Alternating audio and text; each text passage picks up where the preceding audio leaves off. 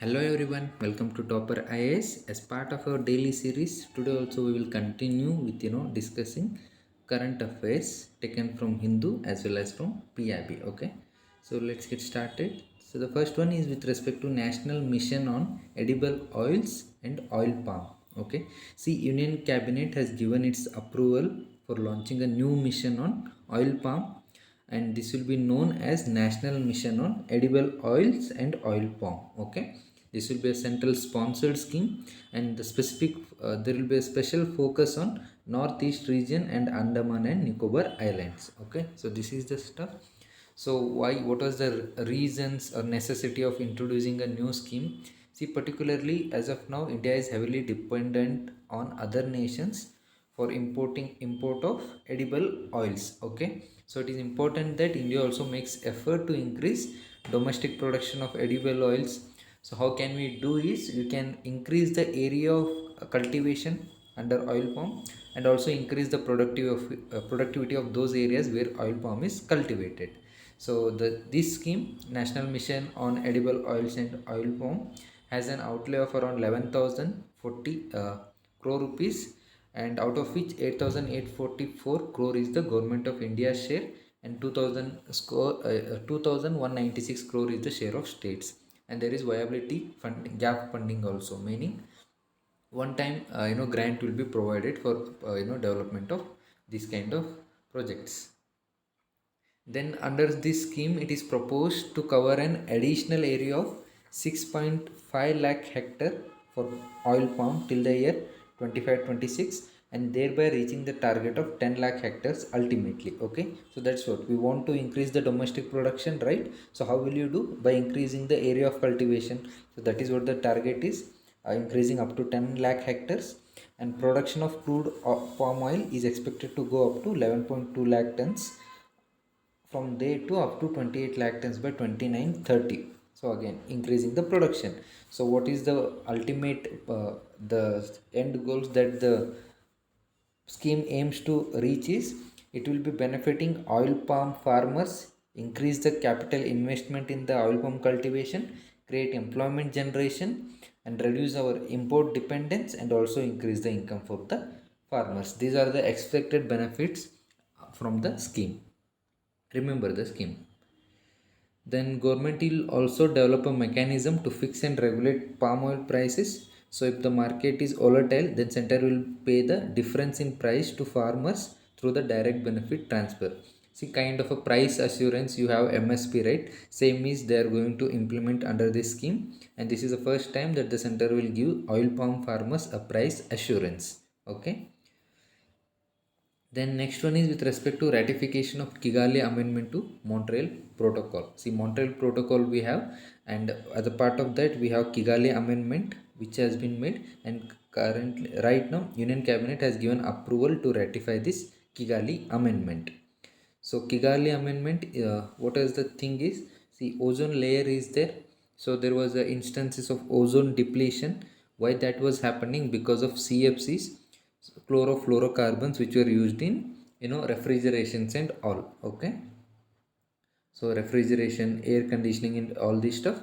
So what happened was, to overcome the situation, we did away with CFCs, chlorofluorocarbons. So that was what the Montreal Protocol. So Montreal Protocol on substances that deplete ozone layer. So with the Montreal Protocol, we aim to phase out CFCs, but then we introduce SFCs. So HFCs are hydrofluorocarbons. So these hydrofluorocarbons were introduced, but what is the issue with HFCs is, they are greenhouse gases. So because of that, what you will see, there are more greenhouse potential gases compared to CO2. So we want to reduce global warming also. So Montreal Protocol, there has been amendment, Kigali Amendment to it. So this protocol aims to phase out even HFCs. Okay, so this is the thing. So what are the benefits are we going to get? See, HFC phase down is expected to prevent greenhouse gas emissions. These are greenhouse gases helping prevent climate change and benefit the people. And the industry producing and consuming HFCs will be phasing out HFCs as per the agreed schedule under, and that will make transition to non-HFCs, and low global warming potential technologies will also rise up. Then, under the Kigali Amendment, parties to the Montreal Protocol will phase down production and consumption of HFCs. Okay. Then HFCs were actually introduced, as we already discussed, as a non-ozone depleting alternative to CFCs. While HFCs do not deplete in stratospheric ozone layer, they have high global warming potential ranging from 12 to 14,000, which will have adverse impact on climate. Okay, so recognizing this growth in use of HFCs and greenhouse gas potential, the parties countries came together and have planned to control HFCs, also phase out over a period of time. So that is, they have a target of gradual reduction of up to 80 to 85% by late 2040s. So India will also complete its phase down of HFCs in 4 steps from 2032 onwards, with cumulative reduction of 10% from 2000 by 2032, 20% by 2037, 30% by 2042, and 85% in 2047. And all the amendments and adjustments to Montreal Protocol prior to Kigali Agreement have almost a universal support, meaning most of the countries have joined and ratified it. And coming to Montreal Protocol, see, this is an international environmental treaty. For what purpose? For protecting the ozone layer. How will you protect ozone layer? By phasing out production and consumption of those man-made chemicals which will be causing ozone depletion. So that is why Montreal Protocol was brought in. So the stratospheric ozone layer protects humans and the environment from harmful levels of ultraviolet radiation from the sun. So in order to protect that ozone layer, we have to phase out CFCs and HFC. CFCs initially. And India became party to Montreal Protocol on substances that deplete ozone layer in 1992, and since then has ratified all the amendments to Montreal Protocol, and now it has also ratified. Cabinet has approved to ratify Kigali Amendment to Montreal Protocol also. Remember that. The next one is with respect to a criminal justice reform process. See, NHRC has flagged delay in criminal justice reform process. See, a group of experts under NHRC have expressed serious concern over slow pace of reforms in criminal justice system to ensure speedy justice. See, National Human Rights Commission is a statutory body established under Protection of Human Rights Act 1993. So, what is the aim? It aims to see that there is protection of human rights. Okay. So, what it is saying that because of a lack of reforms in criminal justice system, there is going to be violation of human rights, and the function of NHRC is to see that there is no violation of human rights. So that is why it has commented on slow phase of reforms in criminal justice system. Why? Because since the delay in disposal of cases will lead to human rights violation of under trials and convicts. See, people are already in the prison, they are yet to undergo trial, but because of longer duration of process and all this stuff, they are spending most of their years in prisons even before conviction. So that is nothing but violation of human rights, is what NHRC says. And despite even Supreme Court's direction to police reforms and all this, there have been hardly any changes on the ground.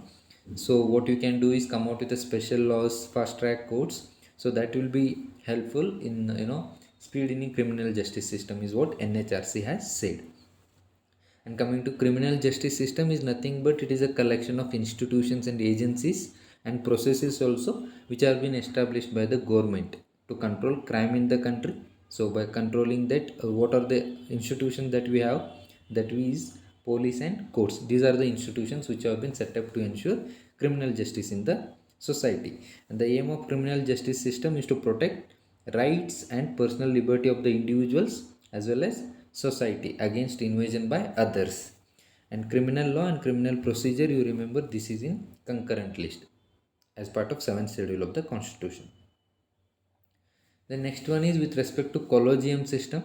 The collegium has recommended 8 judges for Supreme Court. Okay. See, Supreme Court collegium system led by Chief Justice of India, N.V. Ramana, has recommended government 9 names for appointment of judges.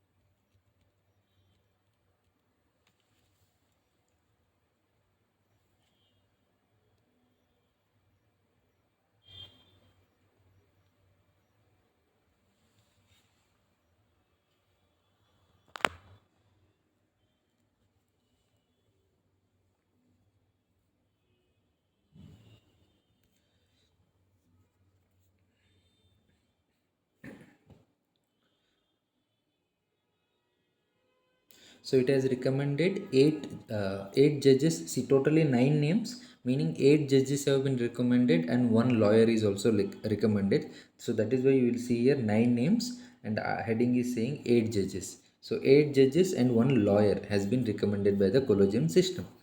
And what is one unique thing about this recommendation is that the collegium, by recommending in this process, has scripted history by naming Karnataka High Court Judge B Nagaratna, who may become the India's first woman CJI a few years from now. So India is yet to have a first female chief justice, so she might be a likely to become CJI is what the uh, probability is.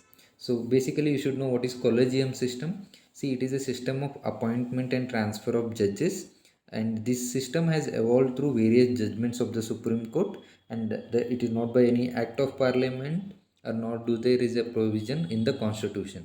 Okay, so collegium system is evolved due to various pronouncements of Supreme Court in various cases.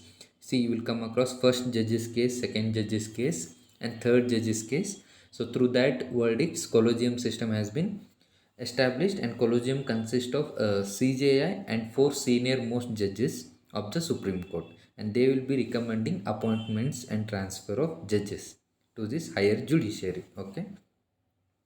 So that's it for today. You can also download the PDF of this document in the link that is shared below, and do download Topper Institute app so that you get access to n number of these videos which will be helpful in your UPSC preparation. Thank you.